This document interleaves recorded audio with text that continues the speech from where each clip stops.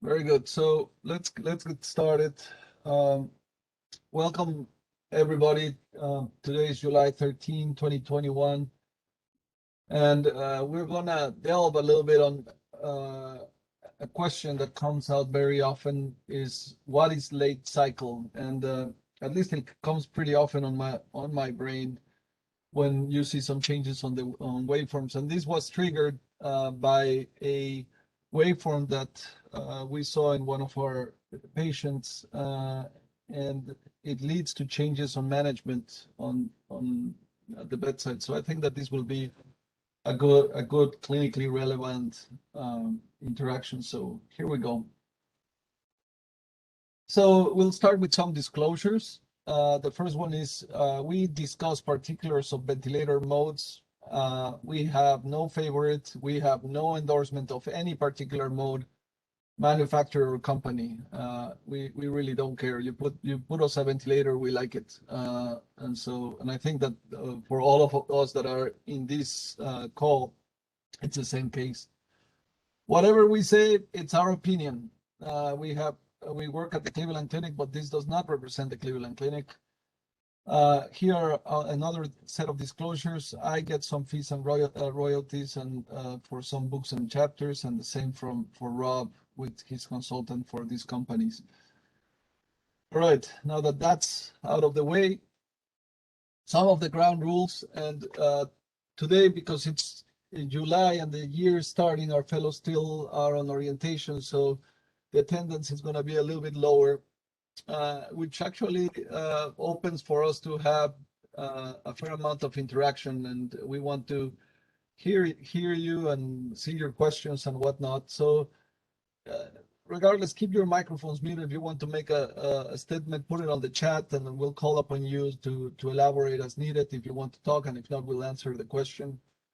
Um, I'm the moderator, and Rob is the moderator, so we call upon you to comment a little bit more on what you asked. If you want to, so you use the chat function. We do a WebEx poll that helps you answer using a method that we have established on how to read waveforms, and just go through it. It's a good exercise for you to go through. And if you're a Cleveland Clinic employee, you can get CME I'll put the QR at the end of the session.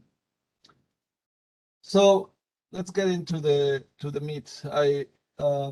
And so is there anybody that wants to jump and read this waveform? If there is, I'll give you a second to put it on the chat. And in the meantime, I'm going to put out the poll for all of you to go at it. Okay. And so essentially, this should be on your phone now. And if you want to start answering by watching this beautiful waveform that we posted on Twitter.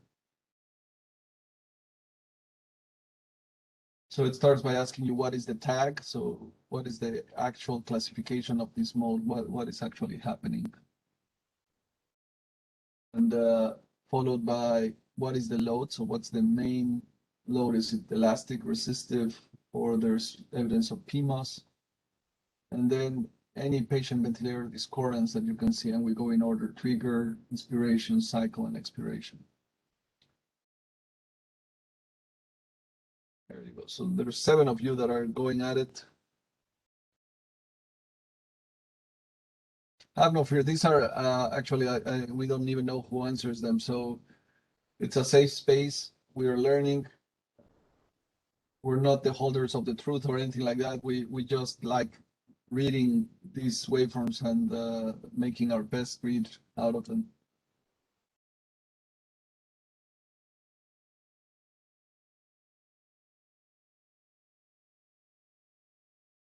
Okay.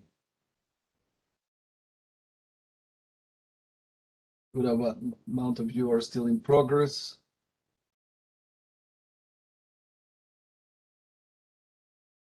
And again, if any of the fellows or ex-fellows wants to read, that's great. If not, don't worry, I'll read it out.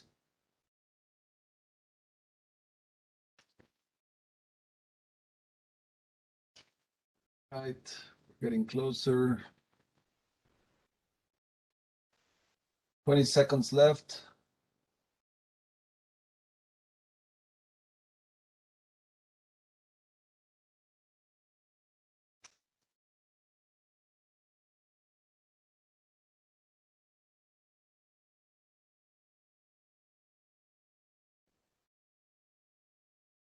2 seconds.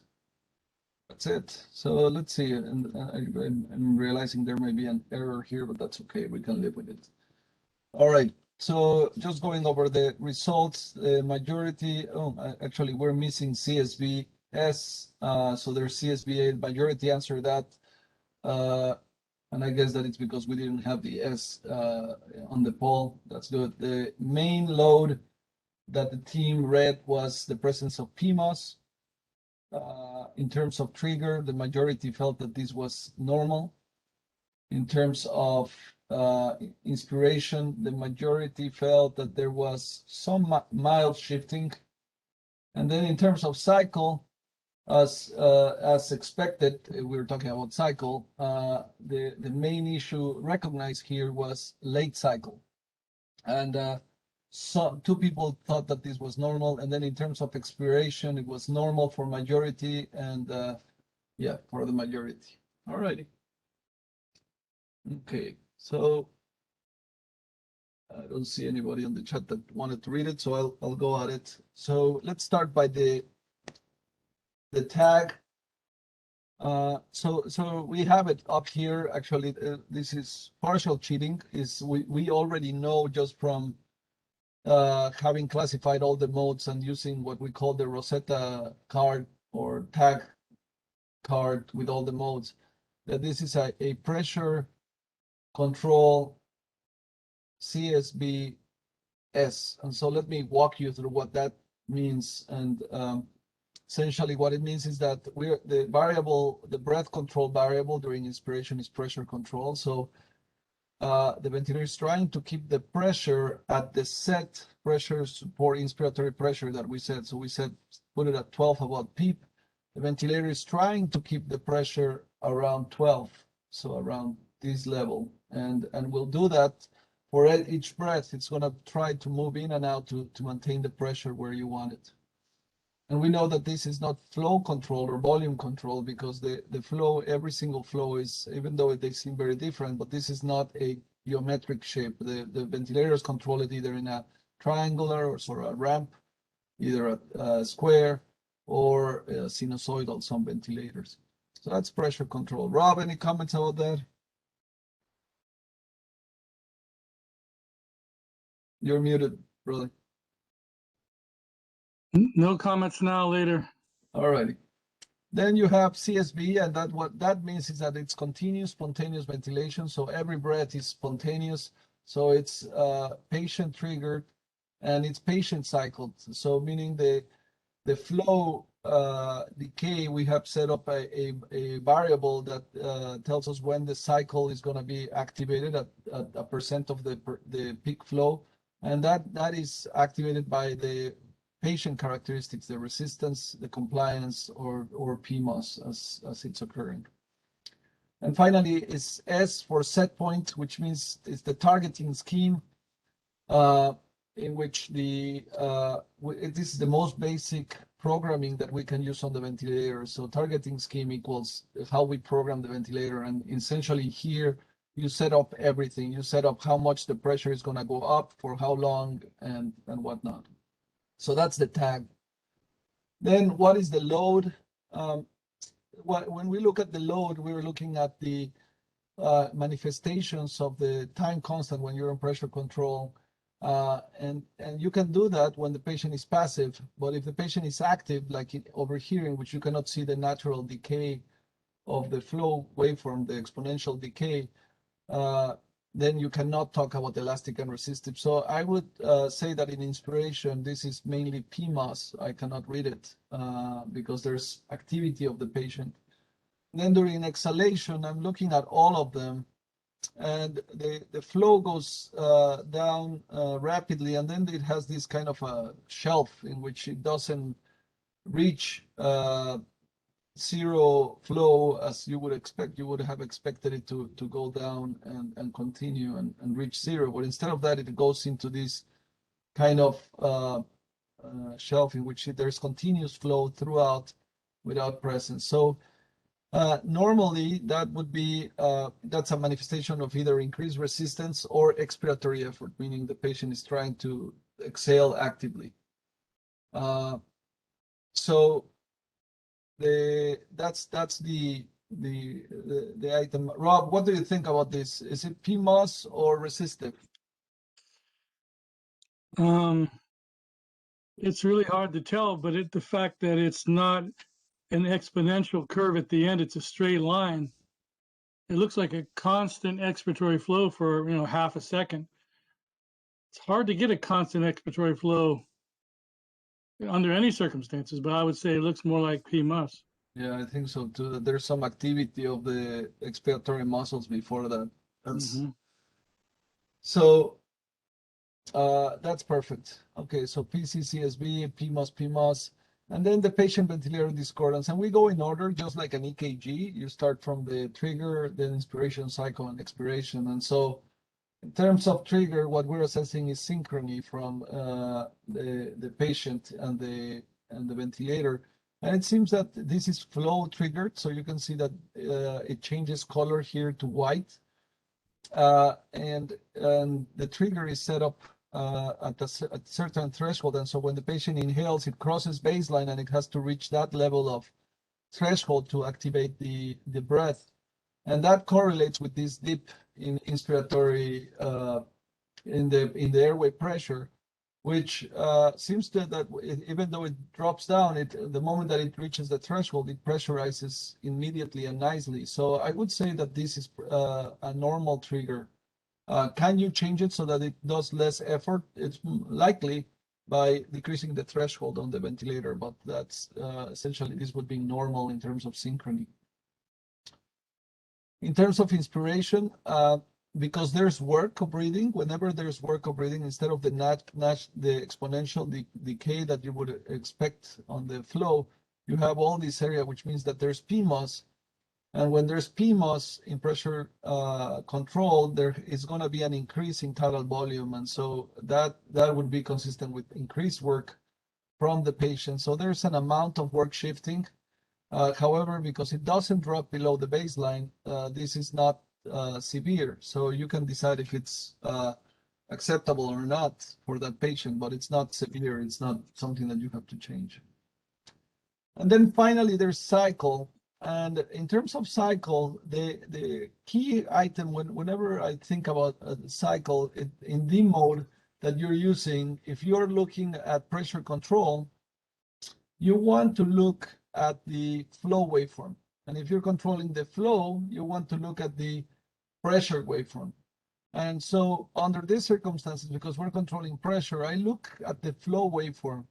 And what I see is that it crosses immediately through the zero, the baseline. So there is no pause or anything. It just goes through. And majority of people identify this peak as a late cycle. However, that is not the case here, because if you remember, so if you're in pressure control, you look at the flow, and the flow is crossing immediately through the baseline very nicely. So there's no pause, there's no evidence that there is a delay of timing between the two devices. So this has been written by Magdi Yunus in a very nice editorial, I believe, in which he was talking that this peak over here, it's not due to late cycling as we would expect. For example, if you see this peak in pressure, in volume control, it makes sense. And I will show you some case of pressure controlling, which this is related to a late cycle. But if the flow is crossing immediately, that is a good thing. That means that there is no late cycle, and this is just the ventilator trying to compensate for the rapid change in flow, and it cannot do it as fast as the flow is changing, so the pressure goes up because that's what the ventilator was doing. So essentially, this is an artifact from the ventilator trying to maintain the pressurization going. In terms of expiration, there's a degree of expiratory work, which Rob has talked about. Now, I expect some fire back from this interpretation. I don't know if anybody has any questions or input here. I saw a question from Ariel, and it come up on the screen, but it didn't appear on the chat. So I don't know if it's an alternate way of asking questions or anything else. Rob, any comments? Yeah, two comments. First of all, if we go back to the definition of dyssynchrony, it means that the P vent is out of phase with the P mus, right? Yes. So in this situation, because these are pressure support breaths, they're cycled off by flow decaying. And the reason that flow decays is that in this case, since this patient is actively doing something, it probably means that they relaxed their P mus, right? Or it's hard to say, but it looks like they had a brief inspiratory effort, so you got high flow, and then they stopped. And like you said, the ventilator's trying to catch up. But if you say the ventilator's trying to catch up, isn't that by definition saying that the P vent lags P mus? Yeah, Yeah. that's in a sense it does, but it's not. It's trying to. This is an artifact from the waveform. If it was a perfect controller, it would keep it flat. But hey, Eduardo, Dilip here. Hey, If Filippo! it's hey, if it is a perfect controller, it should keep it flat. That's true.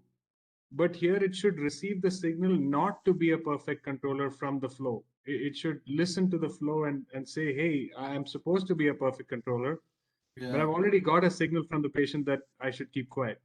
Yeah, so I expected that issue, right? So you say, well, if the so you're gonna see alterations on the waveform, right? On the pressure waveform that are a manifestation of the ventilator trying to maintain the pressure there. However, this is the issue here is the definition of when this ends with the pressure, and it ends at the time that you cross the zero flow line.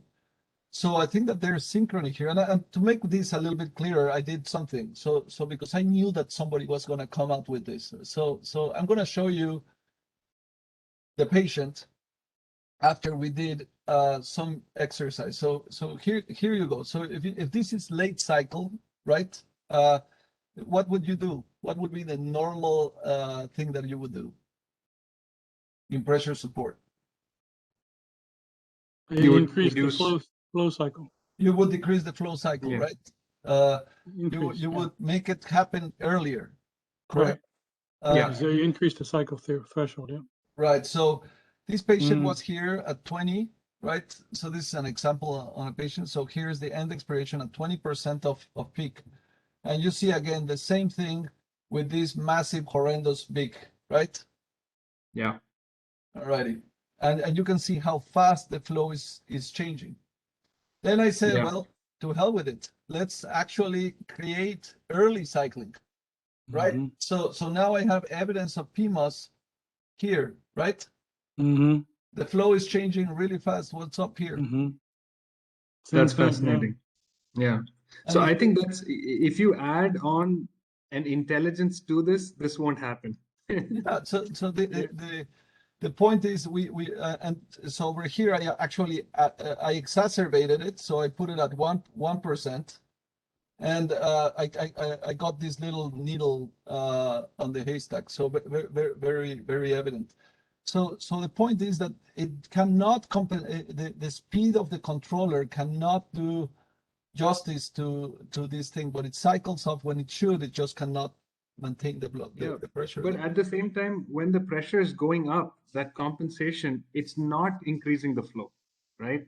No, it's not. It's just Yeah. just that the pressure was at a certain level, and because now you're relaxing, it's registering the airway pressure. It's not providing more pressure. Is that peak higher than the set inspiratory pressure, or is it at the set inspiratory pressure?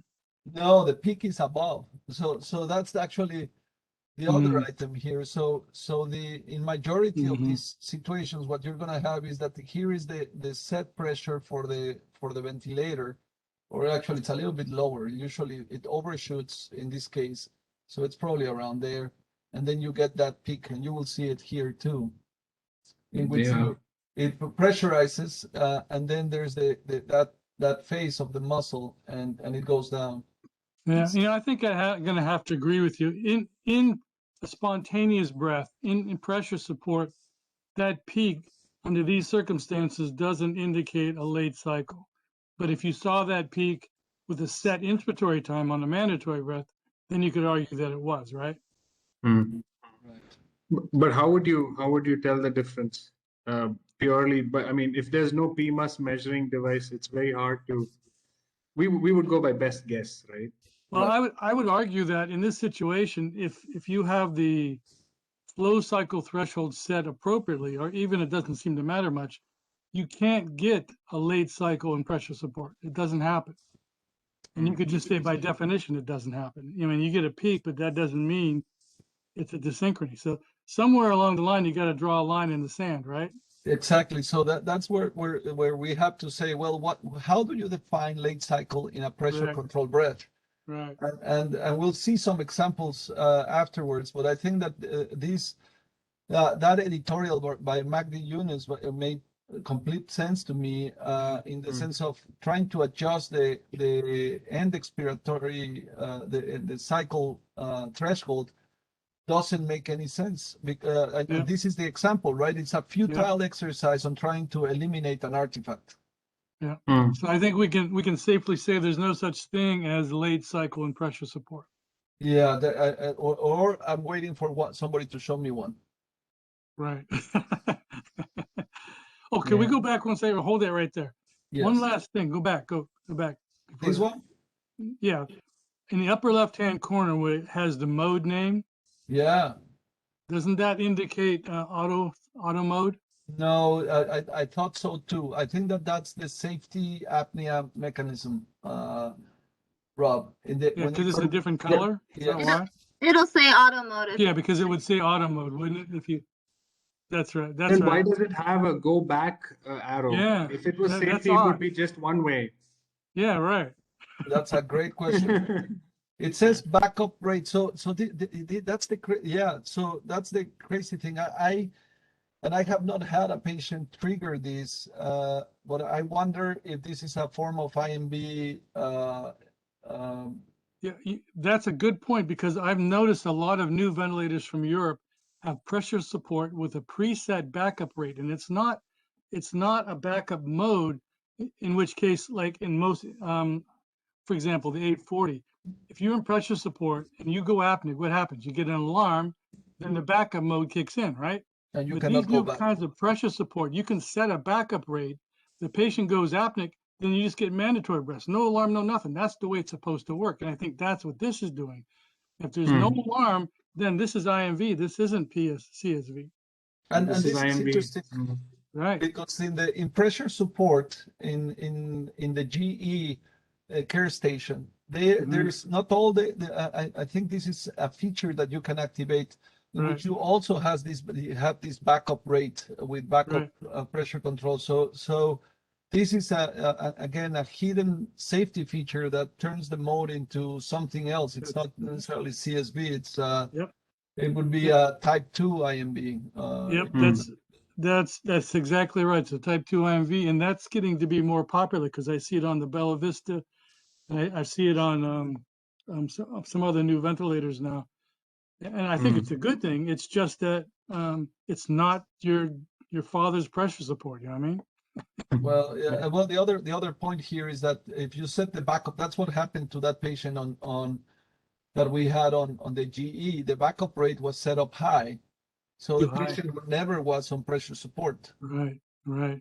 So in this case, the patient is breathing 33 breaths per minute. So I mean, he has a backup, and it always makes me think about this backup rate on these SIMB modes, if it even makes any sense to have the ability to go higher than what you would need unless you died. So what is the minimum rate that you need to be alive, and why would you have to have a higher rate and allow breaths in between otherwise? I don't know.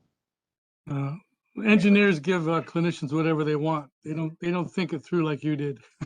All right. Well, Dr. Mireles, I have a question on these three that you have labeled. sure. So Go ahead. the last one with the index inspiration of 60%, Yeah. I mean, it looks like a big PMUS is going on in the expiratory phase. So is that actually artifact, or is that just their inspiratory phase? No matter what we do to the cycle, they're still gonna have a large active exhale. It just happens either within inspiration and then it drops, or it just continues during expiration. No, I think this patient was having active exhalation and active inspiration. Yeah, no matter what you No do. matter what you do. Yeah, so he was going.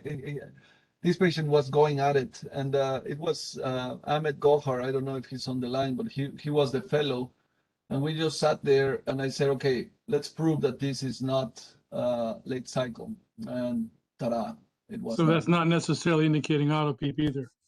Yeah, exactly. All righty. So this was a pretty nutritious discussion, I would say. All righty. So let's experience the next case, and this may change our features. So let me set up the poll, and let's see. I don't want to save the poll questions, and let's open the poll. Save a poll. Open, and here we go. So you should have the poll now available. I'm gonna move it out of the screen so you can see, and we'll give you a couple of minutes while we do this. In the meantime, I'll recognize our the team that is online: Donna Tanner, Dilip, Dr. Wu, who just became a staff with us here at the Cleveland Clinic. We're super excited about that. Andy Lewis, Ada, Kevin Kinlock, Luisito Shimose. I don't know where you are now, Luisito. You should unmute yourself and tell us where you are. Nadine Francis. Hi, Eve. I'm at Mississippi, University of Mississippi Medical. Oh, so you're having a little bit of COVID right now, huh? Yes, unfortunately. Sorry, my friend. Well, they cannot be on better hands with you over there. That's fabulous, Luisito. It's a good time to be infectious disease and critical care. Unfortunately, yes.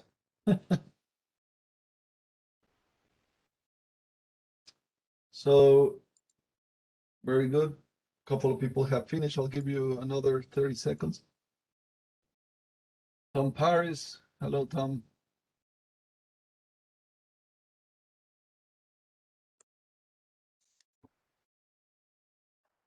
Very good. So you have 20 seconds left.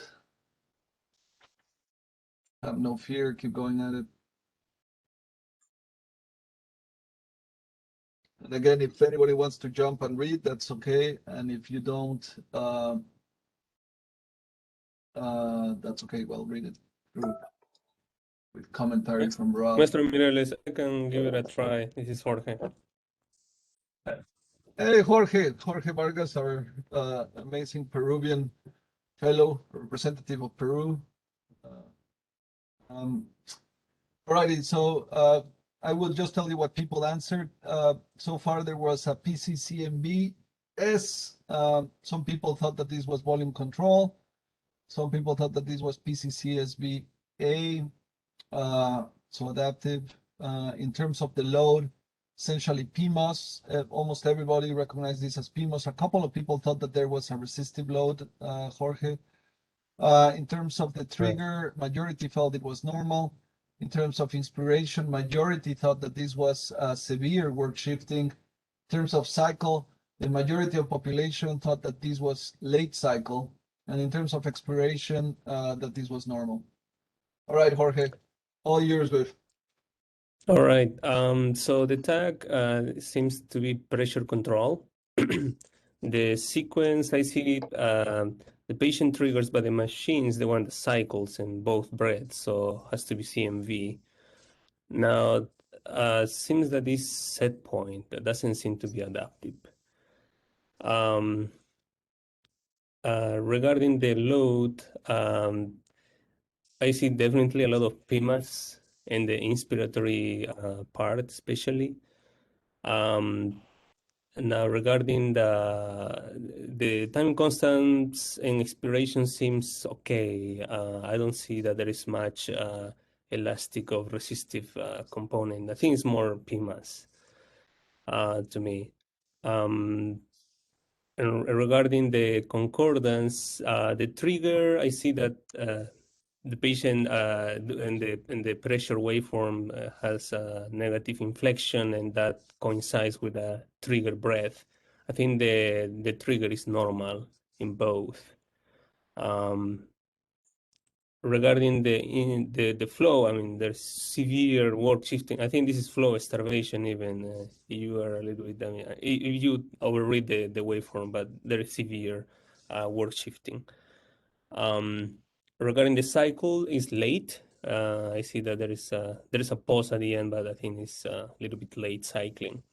And the expiration waveform looks okay. I don't see that much PMAS, interestingly, there, but I see some small inflections. I don't know if it's part of secretions or is the cardiac cycle interfering in the waveform. Great job, Jorge. Really good job. So, Rob, any comments? Yeah, a couple of things. One thing sticks out. You made the comment that it looks like flow starvation. And flow starvation means that the patient is trying to suck in more flow than the ventilator is going to give. That generally happens in volume control because you set an arbitrary inspiratory flow and the patient can do whatever they want. Whereas in pressure control, most every ventilator can generate inspiratory flows up to 200 liters a minute. So it's almost impossible for the patient to generate more inspiratory flow than that. So I wouldn't call this flow starvation. I tend to reserve that unless it's some extreme case to only volume control. And well, that's all I'll say about that. I don't want to say the whole thing, so I'll let you go on. Yeah, so let's we're gonna go over that, but that's a great point for discussion. So let's go over the tag pressure control. Definitely, the flow is not being controlled at all. CMBS, this you were perfectly correct, Jorge. This is patient triggered, and this is Eduardo? Yes, go ahead. Sorry to interrupt. I'm not exactly convinced this is pressure control. Okay, go ahead. So the first breath and the second breath, there is a difference in the flow waveform. In fact, in the first one, there's an area where it's conspicuously flat topped. Yes. Right. Just wondering if this is dual being triggered at a strange timing of the breath where we just cannot tell that we're in a dual volume control mode here. Because if it was true pressure control, just doesn't look that clean sometimes. So I'm wondering if the dual algorithm was triggered at the time of inspiration, and it was so clean that we just cannot tell that it stays in pressure control the entire time. Yeah, I see what you're saying. You're focusing on this flatness that exists at the top of this curve. Yeah. Yeah, but the argument against that is if it was dual targeting, then remember what shuts off dual targeting is it would be the inspiratory time if the tidal volume was met or was less than what was met. But if the patient made such a big effort like this, the cycle mechanism would be flow and it wouldn't be time like you see here. So what's happening is the ventilator is imposing an inspiratory hold. That's why you get that little period of zero flow, and that's why you get the flat top on the volume. You're never going to see that in dual targeting. That's not going to happen. It's either going to be right. I agree. I think that this was just mere luck. That the definition of what you're seeing on the waveform. You can see actually a little bit of flatness here as he's making the effort through that. And I happen to know what the mode is too, because I took the picture. and I cropped it for this particular I think I know what the mode is too, but I'm not going to say just yet. but do we agree that these are all mandatory breaths, right?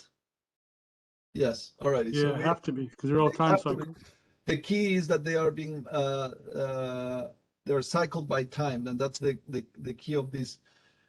So if we talk about the targeting scheme, so the programming of the ventilator, that's the key part for that. The first thing, so it would not be volume control, regular volume control without dual, so set point, because these are not identical, so it cannot be that.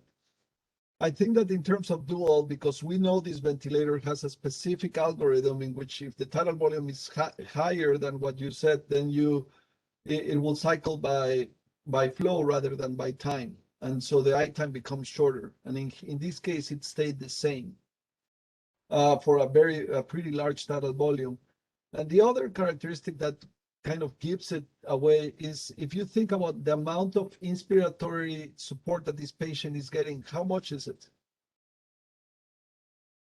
Nothing, right? Nothing. Yeah, It's at that's baseline. CPAP. Yeah. And the only situations in which that happens on this ventilator, controlling the time, is if somebody came and put the inspiratory pressure on pressure control to 0, which doesn't make any sense. So then why to have an I time? Or if the patient is on PRBC, on adaptive targeting. Yep. So this is actually an A. It's adaptive targeting. Yep. And the ventilator is providing 0 support for this patient. I mean, not 0, he's providing PEEP support. And actually, during the trigger, you can see that the patient is doing a fair amount of work, dropping the pressure below baseline. So that's the targeting. But this was a good discussion to the difference between dual, how it is implemented in the servo I ventilator, which is what we are seeing here. What I think you're seeing there is that look how big the tidal volume is. Yeah. In this mode, the ventilator has a backup feature where it shuts off the flow if you go above 150% of the target tidal volume. Now this looks like, is this a servo I or a servo U? Servo I. I didn't think the servo I did that, but apparently it does.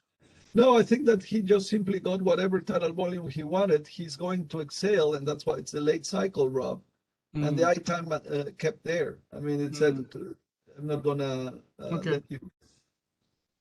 And so in terms of trigger, this one had me thinking for a while if I would call this late trigger just because of the amount of work that occurs, but it's because it's not being pressurized because the patient is doing so much work of breathing. So I think that normal may make sense on how this is set. It tries to pressurize, but it doesn't pressurize because the algorithm has taken away.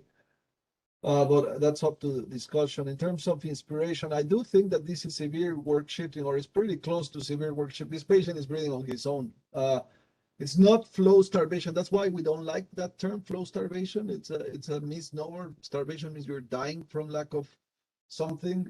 So I think this is severe work shifting or close to it.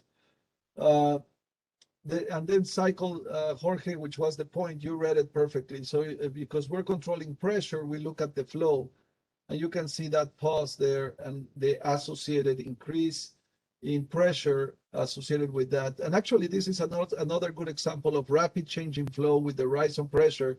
But in this case, it found the wall, the valves are closed and the pressure goes up. And in terms of expiration, I do think that there's some expiratory work. It doesn't decay nicely as it should, but the resistance may be increased on this patient too. I mean, it takes a fair amount to go out. Yes, I mean, good read. Good, it was PCC MBA. Any other comments, Rob? Yeah, well, as you said, this patient isn't getting any ventilatory support. So what do you do with him clinically? So I'll open that. I mean, it depends, right? So do you want to extubate him? Do you want to sedate him? Do you want to let him be? It all depends on the goal of mechanical ventilation. That's a good question. So is it comfort, safety, or liberation? But this one is not meeting any goal. Actually, if you just by Right. looking at the screen, it's Right. not meeting safety. It's not meeting comfort because the synchrony is subpar and the work of breathing is terrible, and it's not doing anything for liberation. So the mode itself is gone. So this is one of those that should make you stop and say, well, what are we doing here? What is the goal of mechanical ventilation? And based on that goal, you decide what to do. It's either comfort and we let him breathe. Is it balanced work of breathing? We put him on a proportional mode, or is it liberate him and then we SVT him and get him off this darn machine? Was this another COVID patient? It's very likely. So majority of these pictures are COVID positive. All right. So let's do the last one. We have 18 minutes, so and so this is a special one. This is with love. If any fellow wants to do it, please jump on it. So there you go. This is. I'm gonna put the poll. Give me 1 second to put the poll in. Here we go.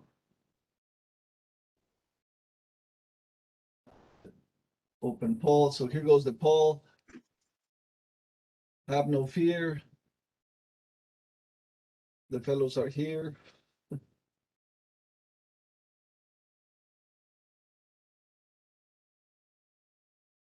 This one, I really enjoyed it. It was one of I saw it and I said, I was thinking about the topic today and I said, this is perfect.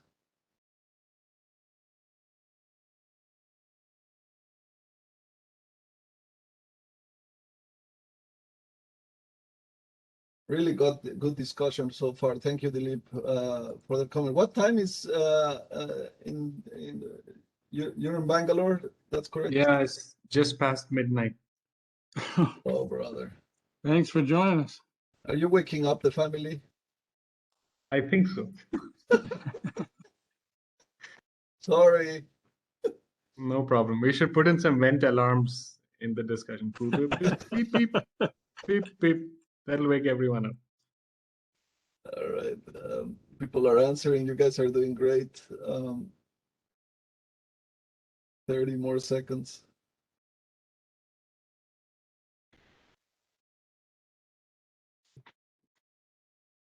All right. And if anybody wants to read it, jump in. This is free will. You see, it's amazing how much we learn on each one of these. It's I really enjoy doing these VentRounds. We have been doing them for I don't know, many years, Rob. The interesting thing is that we have missed all this clinically for many years. Think about that. Yeah. So that's how to poop on the party in 2 seconds. All right. 8 seconds remaining. But that's true. We are blind in the face of light. Alrighty. So let me read the poll. So majority of people thought that this was pressure control CMBS, and some people thought that this was CMBA, so that it was evenly split. The load, it was PMOS for most of the people, some resistive. In terms of the trigger, the feeling was that this was early trigger, and some people felt that there was some late, but it was mainly early trigger. In terms of inspiration, this was work shifting, severe won the bet. Then cycle was early and late. So there was a little split, but it was more late than early. And finally, expiratory work won that one. All righty. Anybody wants to read it, or I go at it? All right, I'll go at it. So I'll do it. Huh? I'll do it. Go for it, Rob. I've never done one. All right. This is there's always a good a first day to do this. Let's see if I can embarrass myself. All right. So the cycle, the control variable is apparently pressure. We have some pressure, inspiratory pressure waveforms that look pretty rectangular. And the flow waveforms are all over the place. They're not being controlled, obviously. This appears to be a preset inspiratory time, so I'm going to see pressure control CMV. There's evidence of PMUS here, but the pressure is not going down, so it's not adaptive. It has to be probably set point. As far as the trigger is concerned, we see on the first breath, it's a machine trigger. On the last breath, it's the second to the last breath is the machine trigger. In the middle, we have a patient trigger. However, on the first and the last series of breaths, we see breath stacking. We see double breath there. And that would indicate that an inspiratory effort happened mid-inspiration. So we would call that an early trigger, also called reverse trigger. Inspiration, there is work shifting because we can see that the flow, well, not only because the patient's making a double trigger, but on the middle breath, we see a high inspiratory flow. That means the patient's, and as you can see below that, a very large tidal volume. Obviously, the patient's doing a lot of work, so that's work shifting. The cycle, we can most easily determine that by the middle breath. We see a distorted peak expiratory flow, which means that the neural inspiratory time was longer than the set inspiratory time, so that would be early cycle. And then expiration, it's a straight line. It's not an exponential decay, so there's probably also expiratory work as well. And we see a very early inspiratory effort, so this patient is making strong inspiratory effort at the end of the preset expiratory time. And the tidal volume is all over the place. And one thing that I would point out is this shows you why double triggering in pressure control is not as bad as double triggering in volume control. But it doesn't mean that it's safe. You know, obviously look at how big that one tidal volume is. But you don't get necessarily a double tidal volume just because you are in pressure control. You could get close to a double tidal volume if you're in volume control. So I think that about wraps it up. Outstanding, Rob. The item that I would point out, so I mean that's master reading, is definitely there's early triggering, as all of you identified. But a thing that I liked about this waveform is if you notice the flow, how the flow goes up and then it goes down. It mimics what the patient would have asked for. So it's telling you that they're essentially their PMOS, how it would look. And so it goes from an early cycle in which the patient, that's why he gets the extra breath, to a late cycle, and you get the beak over here. So if you're reading this for a study, for example, which one is the dominant feature, and here it's even more pronounced, right? So you see that early, that how the flow goes through. There's this pause and the rise on the pressure. So this is a great way of demonstrating how late cycle manifests, and then the early cycle with this little hump here, demonstrating that that's the genesis of this double triggering or multiple triggering that occurs. So yeah, pretty cool. Any comments? I see one from Ariel. If we add the tidal volume of the double triggering, it's the same tidal volume of a large one. Yes, with the difference that the diaphragm has to contract from P flat to the trigger to activate the second breaths. So reverse triggering makes it worse for the diaphragm. So what you're saying is that the patient was up here. He's doing effort up here to generate flow, and then the pressure falls, and then it pressurizes and it goes down. So the question is, if the activation of the diaphragm during the high pressure is worse for the diaphragm than if it activates a lower pressure. I don't know, Ariel. That's a good question, because the activation of the trigger happens because the breath ended and then he continues to do effort. So it's not that he's triggering the other one up here. but he's getting more flow up here. And the question is, does that the relationship of the diaphragm to the end or to the lung volume, and how much does that hurt? Yeah, and also I would be cautious about using the word P-plat. There is no plateau pressure here. There's a constant pressure, a pressure limit, or a target pressure, but plateau pressure is static pressure. So I know it's easy to call that pressure a plateau pressure, but strictly speaking, it's not.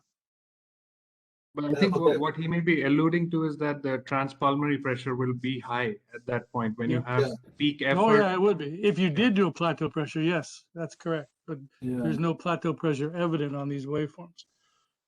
Yeah, so that's what he meant. That he Okay, clarified good. it here. Thank you, Ariel. So, Thank you, Ariel. outstanding SEVA VentRounds. I think that now I'm going to only put 3 waveforms because we only go as far as 3. We never have been able to get to. No, we have gotten to 4. Well, I'll put 4 just in case. Here is the CME code. Just QR it, and that will get you to happiness. And then what I would tell you is, do send us your waveforms. Actually, Ariel just sent me a really large amount of waveforms, really cool, that we will be bringing out. And I appreciate that, Ariel, and anybody here. And if you want to read your own, just let us know, and we're happy to have you read it. I mean, this is our fellows love to do it, but we're happy to have you.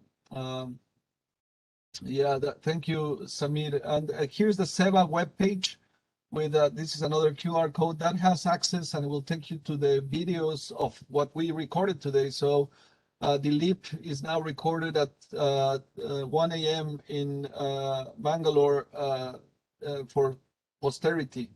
So thank you very much, and really, really cool to have you all here. Have a great day.